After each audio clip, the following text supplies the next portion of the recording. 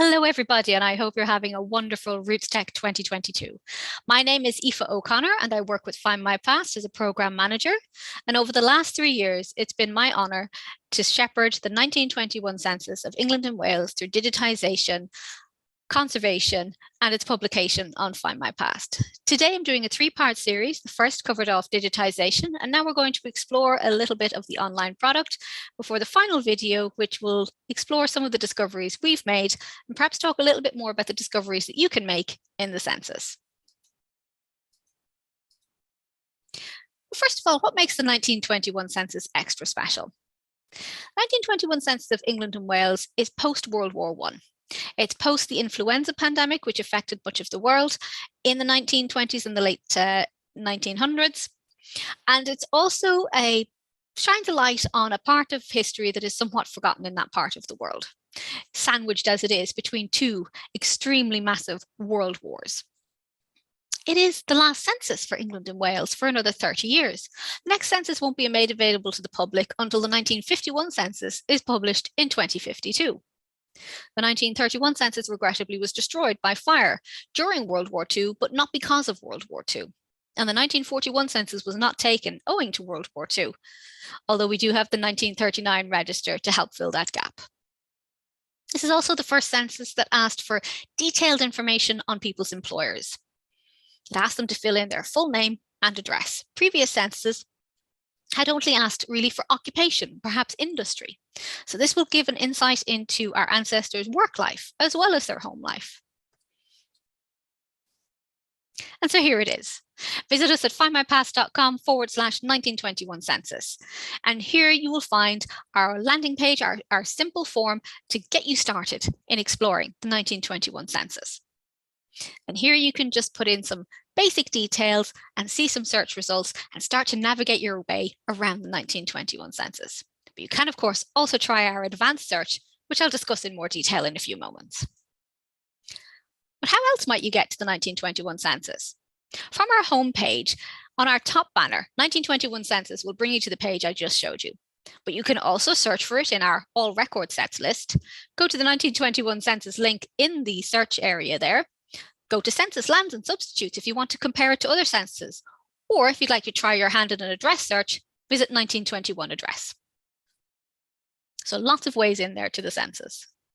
And this is our advanced search form. And when you blow it out and you sort of zoom out, it can be quite intimidating. But the purpose of this form is to give you as many options as possible for searching the 1921 census. If you're interested more in people's occupations or an area where they were living, you can do that search. You don't necessarily just have to search for an ancestor's name. Also, if your ancestor has a name that was quite challenging for people to spell, you can add in wildcards and just do a portion of their name with a little wildcard there at the end, the asterisk at the end, and then choose one of the many other fields to fill in so that you can help narrow yourself down. And you can, of course, and we'll go through these in detail, add another household member or an optional keyword that might help you narrow down your search. Of course, anything that you search on has to have been in the original document for it to come back. And so it is possible that a name that you knew an ancestor by, perhaps that's not what they wrote in the census, or perhaps they described their occupation in a slightly different way. You all know how to arrive at a search in as many clever ways as you possibly can. And we're hoping that the variety of search terms that we allow you to search on from our advanced search form will help you get there. So let's look at each section in turn. So we have, of course, first names, last names. And again, we have the name variance checkbox. Check it on, check it off. Mix it up a little bit. Have it on one, not the other. Have it on both. Turn it off on both. You really want to mix up how you're approaching that search names, as we all know for genealogical research. Birth year, we have it at a standard plus or minus 2 years. Now, there is a certain amount of additional accuracy in the 1921 census, given that people were asked to record their age in both years and months. However, we all know that people can be a little bit, fluid with the truth when it comes to their age. But also have to understand that it wasn't necessary for them to know a precise age, particularly up to around the 1920s, although it is getting more important now. We now have pensions in the country, so people are more invested in knowing their age. They can vote. also an important reason to know your age. So we begin to see it be getting a bit more structured at this time, whereas perhaps before, not so much. Relationship to head of household. There are very prescribed ways that they are supposed to fill this in, but perhaps they didn't. Maybe use optional keywords to look for other options. Marital status. Again, very prescribed ways to fill this in. Everybody is described as widowed, not widower and widow, but widowed. That's how it was prescribed in the census. But again, people might fill in something different. If they do, I'd suggest again, you go down to optional keywords in case what they wrote down wasn't one of the standard values. We've standardized some of the values in these fields to group people together and make it easier to find all of those who were widowed. Orphanhood is new to the 1921 census, whether both parents were alive, whether the father was deceased, whether the mother was deceased, or whether both were deceased. As you can imagine with World War I, many children are technically considered orphans if one or other of their parents are deceased, usually the father. They can be described as an orphan sometimes, even if only one parent is deceased. Start typing a birthplace. We've standardized some of these. Again, you can use optional keywords to find some of those smaller towns that they weren't necessarily supposed to fill in as their details, but perhaps they offered those details. Their birth country and their birth county. Just bringing those up a little bit larger for you to see. Nationality. Only certain people were supposed to fill this in, but more did than they were supposed to. Have a play with that and see what you can discover. And of course, there are many nationalities in England and Wales at the time. Education. Education was either whole-time or part-time. Might not be something you necessarily going to search on, but it's interesting to have a play with it and see how many people were in part-time education at the time. Formal education ended for most people around the age of 12, but there was a huge move, particularly post-war, to get the working classes and to get ex-soldiers into education to improve their status. And of course, employer. Now, employer is a bit of a difficult one for us. We had a tendency to see that people filled this in a variety of different ways. So 30 people working at the same place might all fill it in slightly differently. Again, have a play with it, make it work for you. You know, really sort of play around with your words and get down to that optional keywords to sort of put in sort of the more unusual combinations. Branch of service, of course, being for the military. Language spoken, again, only meant to be filled in by a few forms, such as the military and the Welsh, but a lot of people also sort of added detail around that idea. Address, of course, and we'll get to addresses again in more detail later. Institution name, where we have them. We also have a lot of resources on the site from the advanced search screen. You will find a lot of resources listing out institutions, listing out what pieces army barracks are in. So do explore our advanced search screen, not only for your search options, but also for all of the information that we provide around the structure and the history of the census. And for those of you who understand and use registration districts in your research, you're also able to search by those. So you can begin to build up a picture of a community. And then that optional keywords. I must have said it a dozen times already. One of my favorite boxes on our search forms. It just allows you to get around some of the quirks and some of the things that people filled in incorrectly on these forms. And other household member. Where you know even the first name of somebody else in the household, really useful to fill it in here to see if they're living together on the night of the census. And I say living together on the night of the census because that's one of the things about the census. It is a snapshot of the country and of that house on that night. If somebody stayed in a hotel that night, they're going to be recorded in the hotel.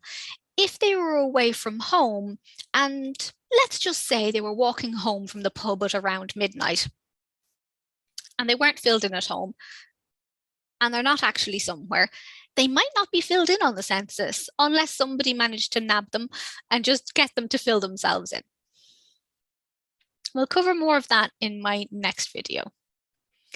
And then once you're really going deep into the census and you want to start cross-referencing things, you can, of course, search by the organizational data around the census. the schedule numbers, the schedule type codes. The schedule type codes are the letters that are associated with each of the types of forms that were used. So there was 20 or so different types of forms. W's for Welsh households, E for English households, double E's and double W's for larger homes, and then right up until triples. And then I's for institutions, P's for prisons, NM for navy and military, and then S for shipping, with larger forms called SS forms for larger ships. And for the very large institutions and for the very large ships and for households where they thought perhaps there might only be 10 people living, but it turns out there's 12 people living, they might be given multiples of the same form type. So if the enumerator didn't realize there was 12 people in your household and all he had in his bag were the standard E form, which covers 10 people, that's what he's going to give you. And he might give you 2 of those. Either that or you might staple a little bit of paper to yours to fill in those extra 2 people. So there's all sorts of ways that, things can get a little bit mixed up with the census, because it is just people trying to do a job on the day and they're handing out the forms they have. So by the same token, there's only 5 people in your house, but all the enumerator has in his bag is a great big double E form, enough for 40 people. And so that's what he hands you at the door. And so there's like these 3 or 4 people at the top of the return, and then all of the rest of the pages are blank. But do use schedule type codes to really explore. And if you think somebody's in an institution or a prison as well, very handy to narrow down things, especially when people in institutions can often be recorded only with their initials. And that's not to remove them from history. That's not to anonymize them, even for their own protection. That's simply, I'm filling out this for 300 people. And the detail that's needed for statistical reports is not personal names. It's things that group you into groups, like this many people are in their 40s, this many people were born in this place and are now living here, to show how people were moving around the country. This many people might need hospitals or are coming up to pension age, that sort of thing. So in an institution where you see just initials, it's heartbreaking for us, because it's like, well, how do I find my ancestor in this sea of people? Obviously, you're going to use occupation and birth here to help you narrow down. But please don't think for a moment that it was in any way to shame your ancestors that they were recorded with initial only. I'm afraid it is just a little bit of laziness on the part of the person filling in the form. So let's have a look now at what you get in your free results. And this is a typical free results after you've popped in the data that you have. And it comes back as free results. And you can see that for the name Lovely, because that's the only detail I've added in, there are only 292 results. It's a very unusual name, obviously one of my own and one of my branches, but a very unusual name that only comes out in the 18th century, and always very few of them will have yet to track down their origin. But I digress. 292 results, I can add more details to the left-hand side, and in my free results, I get first name, last name, birth year, a birthplace, the parish they are residing in, if that detail is available at the time of the census, the registration district, and remember, registration districts are peculiar to censuses in many regards and don't necessarily correlate with how you would see the geography on the ground, and some indeed can cross county boundaries. And then the county as well. And you'll see that I've looked at all of these records, and so there's a little red tick box beside both the transcript and the image to alert me to the fact that I have in fact looked at these before. And then if you hover over the transcript or the image, you get these little pop-up boxes. This is before you click. So just hover gently over the transcript, the icon of the transcript or the icon of the image. And you'll see that when you hover over either, you get a few more names. So if I look at my free search results and I put that together with the fact that Mary, Ernest and Daisy are also on this record, that gives me a little bit more information to work on to see if this is the one that I want. And so it's well worth hovering over the transcript box or the image box to see who else is named in that household. And then I pop into my results. I go into my transcript. And what I see first of all is what we call the household table. Notice that in the blue section is the address of where the family are living. The household table gives me a synopsis of the full transcript, which is below. And if I clicked on each person, I would then get their full transcript, which has all of the details that were recorded for them. But the snapshot at the top just gives you that sort of, okay, there's that family. This is basically the structure I think I'd be looking for. We're all good here. So as you can see, it's first name, last name, relationship to head, sex, birth year, age in years. As they said, we can't be psychic. We don't know what their real age was. This is the age that they reported in the census, their birthplace, their occupation, and their employer. And then if you were to scroll down, you'd get further detail about Alfred and his wife and children. So say you click on each one in turn to see their full census.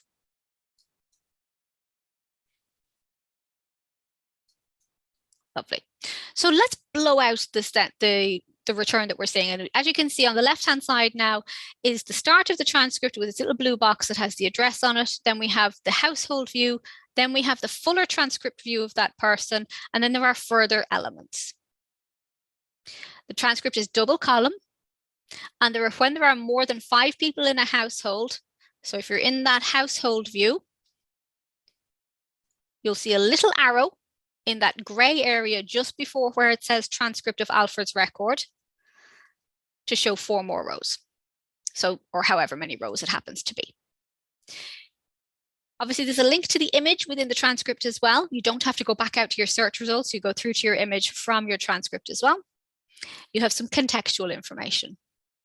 Where we have it, we've derived the occupation as it was defined by the census enumerators. Individuals with the same occupation, so if your ancestor had a very unusual occupation and you see somebody else in the same general geographic area also had that occupation, it might be worth checking them out to see if, perhaps they knew each other. Where, with this employer search and with this, this information that we're getting about employers, there's the potential to discover how people met. Oh, that's where, they met, the 2 fathers met and then the 2 children get married, or indeed where the 2 people themselves met and then they go on to get married. We have related records, of course, suggesting other records that we think align to the details that we're finding in this record for that person. We have a map where we have them also. We have a gazetteer entry, which describes the geography of the area, and a contemporary newspaper is also pulled through to the transcript. A word of warning. I mentioned this in my previous video as well. Again, back to the instructions for the census. The instructions for the census are very specific. And on the subject of relations who happen to be spending the night with you, but do not ordinarily live with you, you are supposed to only record them as a visitor, not their relationship to you. Thankfully for us, a lot of people struggled with this and didn't quite follow the instruction to the T. Because as you can imagine, if your daughter was staying with you and her name has changed, but she doesn't ordinarily live with you, you're supposed to record her as a visitor. And as you can see from this entry, they put the fact that their real relationship, daughter, son-in-law, grandson, granddaughter, and then they realized, or somebody realized, oh no, I was supposed to describe those as a visitor, and they filled in the word visitor against each one. However, you will see families where they have read the instructions and followed the instructions to a T, record these relatives who happen to be visiting on census night as visitors only.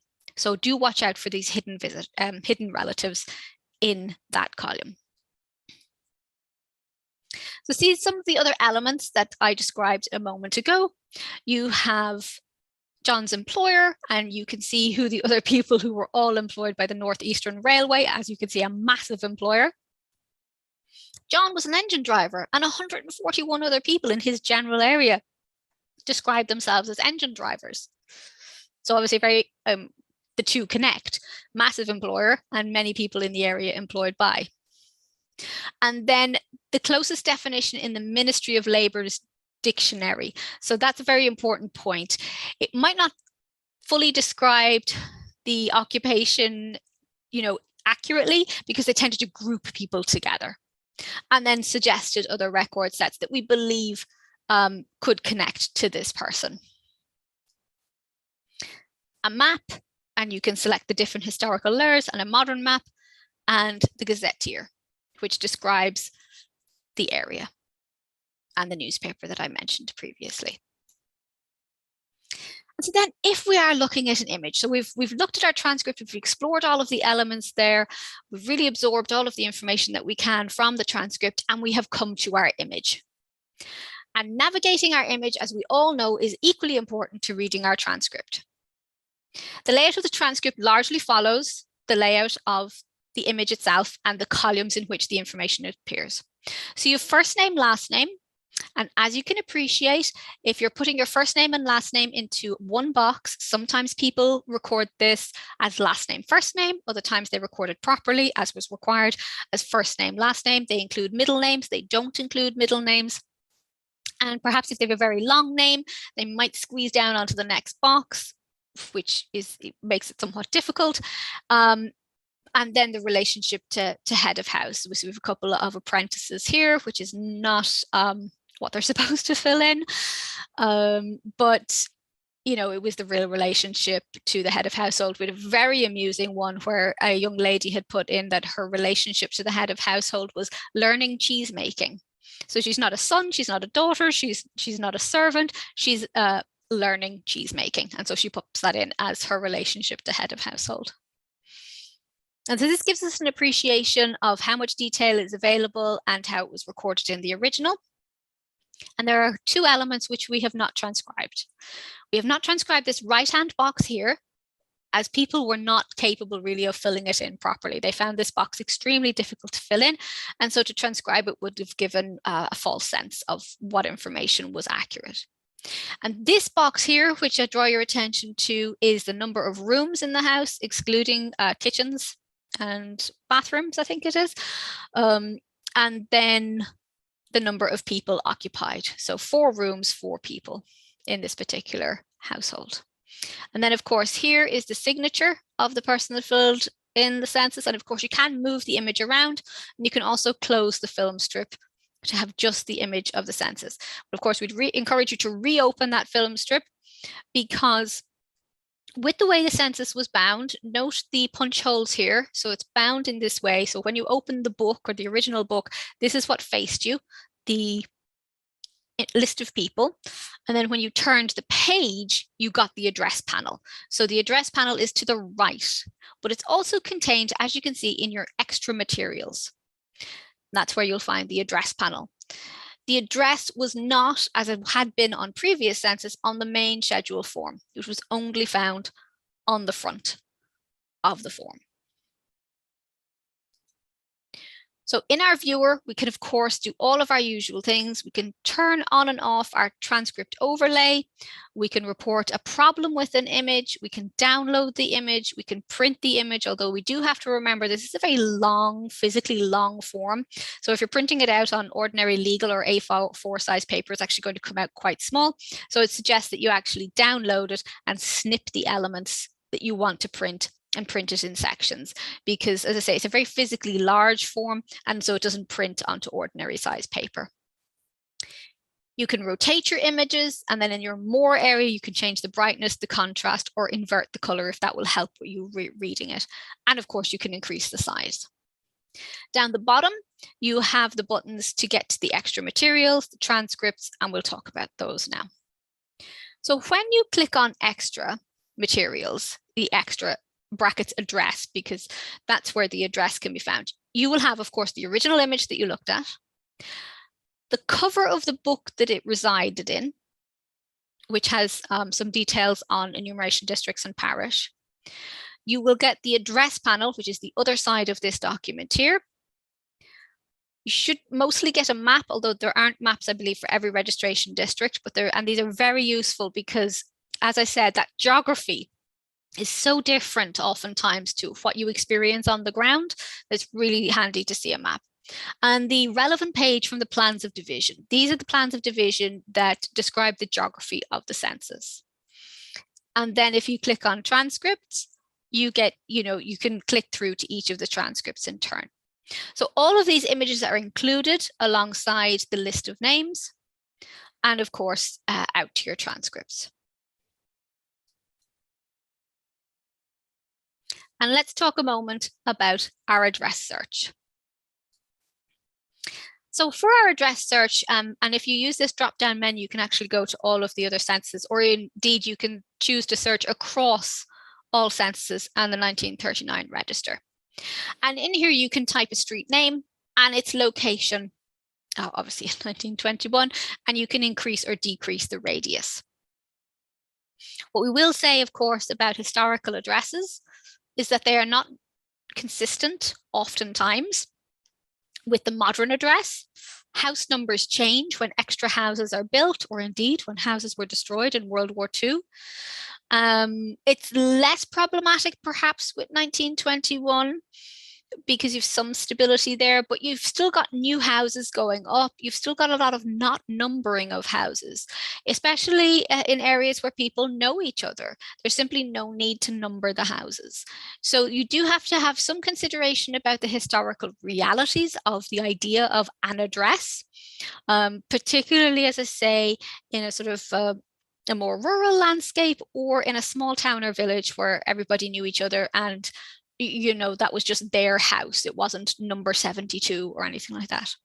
The other thing to say about a fairly strong convention within England and Wales is that it's even houses 2, 4, 6, 8, 10 on one side of the road, and 1, 3, 5, 7, 9 will be on the other side of the road. And in a small number of circumstances, a different enumerator could have one side of the road and somebody else could have the other side of the road.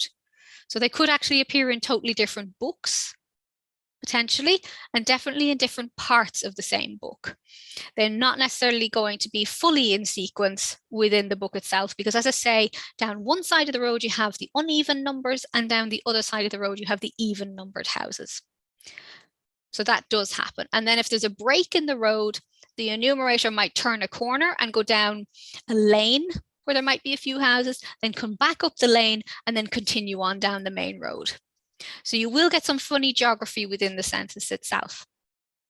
Now, as this census was postponed from the 24th of April to June the 19th, 1921, we also find a lot of people on holidays. I think it's upwards of 200,000 homes, I beg your pardon, are not there on census night because they are elsewhere. And so they can often come up blank in the census, while in some respects, people would hand in a blank census form. In other words, the enumerator would go, oh, I didn't realize there wasn't going to be somebody in that house that night. So I'd filled in a form for them partially, the way he did with the address panel, and then writes the word away or gone away or on holiday or whatever across the form. And occasionally they didn't hand in any sort of form for those empty households. So it is just the case that sometimes people are not at home, and therefore there appears to be no census return for them. And also up to 10% of the population moved every year. They might only move 2 streets over, they might only move 2 houses over. But between that and the changing of numbers, address search is very powerful, but you do have to be a little bit clever and a little bit forgiving if you're not discovering somebody in census address search. Just absolutely going to our electoral registers and seeing if they're in the same house the year before and the year after the census is hugely useful.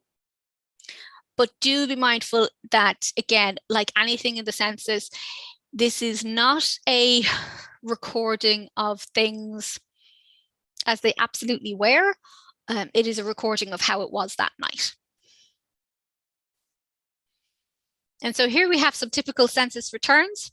And in this case, you can see there appear to have been 2 families living at number 4. And there do appear to be some missing numbers. And that is likely because those houses were empty on census night. Or in fact, maybe number 7 was a shop and in fact wasn't somewhere that somebody lived. Because a lot of the times, on these main streets and in these mixed areas, you could have shops interspersed with family homes. And just note how Miss Carew is crossed out and she is given her proper prefix there of Mrs. As I said, the enumerator fills in this space, as you can see typed here, and it's up to him to fill in the numbers associated with it. But this, as long as he was confident that he could drop off the forms and collect the forms, the detail which he filled in here was at his own discretion. So it could be very detailed or it could be quite sparse if he knows the area very well and the people very well.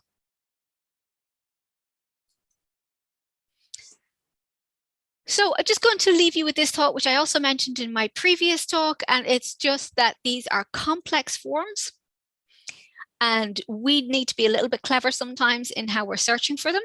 And I hope you have great success with the 1921 census, and we look forward to hearing about your discoveries on social media.